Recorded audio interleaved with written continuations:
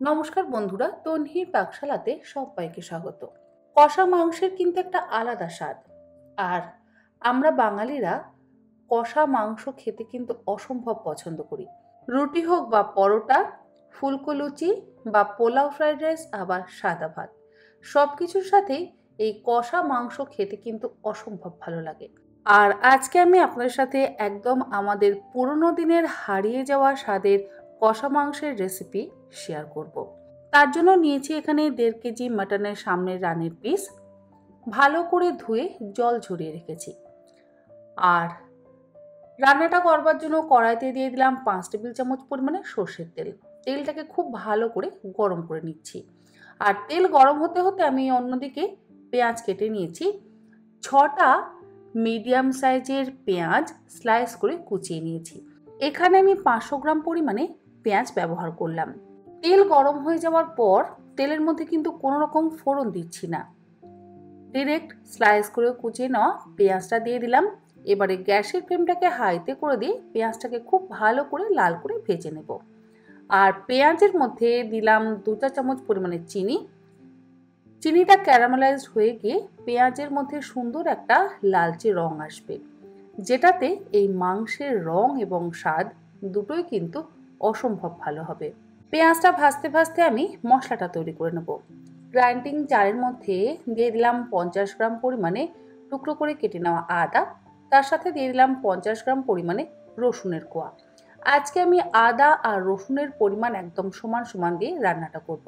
দিয়ে দিলাম 6-7টা গোটা শুকনো লঙ্কা, 4-5টা কাঁচা লঙ্কা, 2টো মিডিয়াম সাইজের টমেটো বড় টুকরো করে কেটে নিয়ে দিয়ে দিলাম। এরপরে একদম মসৃণ করে বেটে নিচ্ছি। লঙ্কার পরিমাণটা আপনারা অবশ্যই নিজেদের স্বাদ অনুসারে ব্যবহার করবেন। এর মধ্যে আমি কাশ্মীরি লঙ্কার গুঁড়ো বা কোনো রকম শুকনো লঙ্কার গুঁড়ো কিন্তু ব্যবহার করছি না। এরপরে পেঁয়াজটা ভালো মতন ভাজা হয়ে গেলে বাটা মশলাটা দিয়ে গ্যাসের ফ্লেমটাকে মিডিয়াম টু হাইতে করে দিয়ে মিনিট 10-12 সময় ধরে খুব ভালো করে কষিয়ে নেব। আমাদের ছোটবেলাতে এই মশলাগুলোই মিক্সি না থাকার কারণে কিন্তু শিলে বেটে রান্না করা হতো। আর সেই শিলে বাটা মশলা দিয়ে মাংস রান্না করলে তার স্বাদ কিন্তু অসম্ভব ভালো হতো।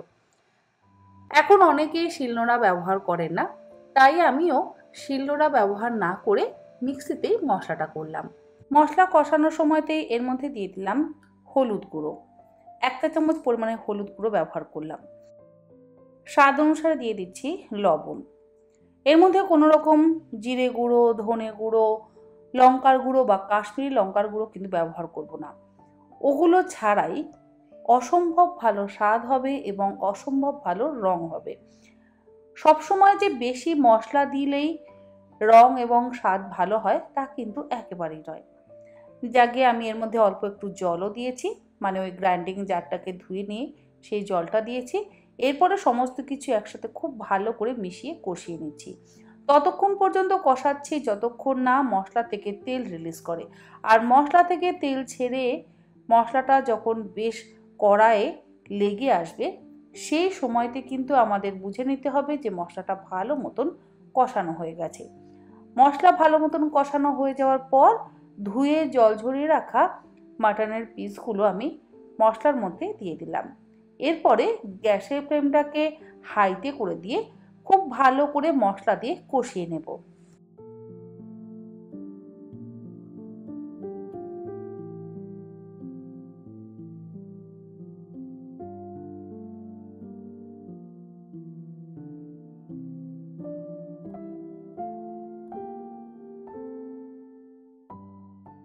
মিনিট 15-20 আমি মাংসটা মশলা দিয়ে ভালো করে কষিয়ে নিচ্ছি। এর মধ্যে টক দইয়েরও ব্যবহার করছি না। টমেটো তো অলরেডি আমি আগেই দিয়ে দিয়েছি, আর তাতেই এই রান্নার রং কিন্তু ভীষণই ভালো হবে।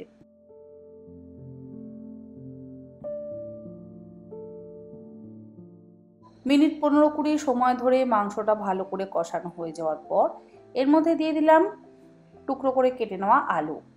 মিডিয়াম সাইজের আলু অর্ধেক টুকরো করে কেটে নিয়ে মাংসের মধ্যে দিয়ে একসাথে ভালো করে কষিয়ে নিচ্ছি।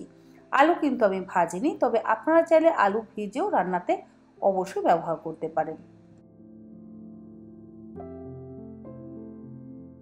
মাংস কষানো হয়ে গেলে মাংসটা আমি সেদ্ধ হওয়ার জন্য প্রেসার কুকার ব্যবহার করছি। যেহেতু খাসির মাংস, তাই সেদ্ধ হতে বেশ সময় লাগে। প্রেসার কুকারে সেদ্ধ করলে কিন্তু খুব তাড়াতাড়ি সুসেদ্ধ হয়ে যায়। আর মাংস যদি আবার সুসেদ্ধ না হয় তাহলে দেখবেন খেতেও খুব একটা ভালো লাগে না। সমস্ত মাংসের টুকরো দিয়ে দেওয়ার পর কড়াইতে আমি কিছুটা জল ভালো করে গরম করে নিয়েছি। ওই মোটামুটি 1.5 কাপ পরিমাণে জল ভালো মতন গরম করে নিয়েছি। সেই গরম জল আমি এবার দিয়ে দেব কষিয়ে নেওয়া মাংসের মধ্যে। এরপরে জলটা দিয়ে খুব ভালো করে মিশিয়ে নিয়ে প্রেসার কুকারের ঢাকনাটাকে বন্ধ করে দিয়ে গ্যাসের ফ্লেমটাকে হাইতে করে প্রথমে একটা সিটি দিয়ে নেব। একটা সিটি হয়ে গেলে গ্যাসের ফ্লেমটাকে লোতে করে দিয়ে লো ফ্লেমে ধীরে ধীরে 3 থেকে 4টে সিটি দিয়ে মাংসটা সেদ্ধ করে নিতে হবে। অপরদিকে আমি এখানে গরম মশলা গুঁড়ো করে নিচ্ছি। গরম মশলার মধ্যে ব্যবহার করব শুধুমাত্র ছোট এলাচ আর দারচিনি। 4টে ছোট এলাচ নিয়ে নিলাম, আর মিডিয়াম সাইজের 5 টুকরো দারচিনির টুকরো নিয়ে নিলাম। সেগুলোকে হামালদিস্তের মধ্যে নিয়ে শুকনো গুঁড়ো করে নিচ্ছি। জল চাইলে আপনারা দিতেই পারেন, তবে আমি জল ছাড়াই গুঁড়ো করে নিলাম। আর এই কাজটা আপনারা চাইলে শিলেও বেটে নিতে পারেন। মিক্সিতে করা একটু সমস্যা, যেহেতু অল্প পরিমাণে গরম মশলা। শুধুমাত্র ছোট এলাচ এবং দারচিনির গুঁড়ো দিলেই দেখবেন সেই ছোটবেলার কষা মাংস বা ছোটবেলার মাংসের ঝোলের একটা গন্ধ পাওয়া যাবে। খুব ভালো করে আমি গুঁড়ো করে নিয়েছি। অপরদিকে আমি চেক করে নিচ্ছি আমাদের প্রেসার কুকারের স্টিমটা রিলিজ হয়েছে কিনা। প্রেসার কুকারের স্টিম রিলিজ হয়ে গেছে। এবার আমি প্রেসার কুকারের ঢাকনাটাকে খুলে নিলাম। আমাদের মাটনের পিস ঠিক মতন সেদ্ধ হয়েছে কিনা সেটাও একবার দেখে নিচ্ছি। পিস যদি আবার ঠিক মতন সেদ্ধ না হয় তাহলেও খেতে ভালো লাগবে না। দেখুন পিসগুলো কিন্তু গলেও যায়নি, আবার শক্তও নেই, খুব সুন্দরভাবে সেদ্ধ হয়েছে। আর আলুগুলো একদম গোটা গোটাই আছে। গ্যাসের ফ্লেমটাকে লোতে করে দিয়ে আমি একটু মাংসটা ফুটিয়ে নিচ্ছি, আর এর মধ্যে গরম মশলার গুঁড়োটাও দিয়ে দিলাম।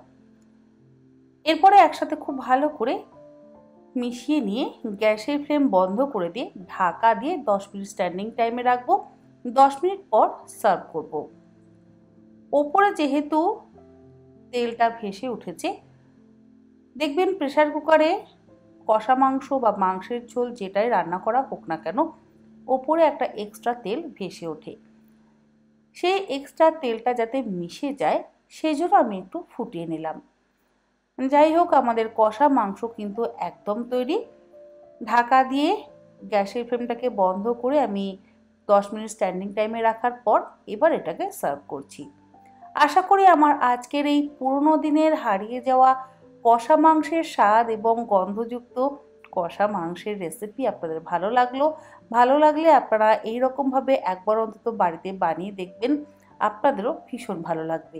আর কার কার বাড়িতে এইভাবে মাংস রান্না করা হয় তারাও কিন্তু আমাকে জানাতে একেবারে ভুলবেন না। আজ তাহলে আসি, আবার হাজির হয়ে যাব অন্যদিন অন্য কোনো নতুন ধরনের রেসিপি নিয়ে। ভালো থাকবেন, সুস্থ থাকবেন। ধন্যবাদ।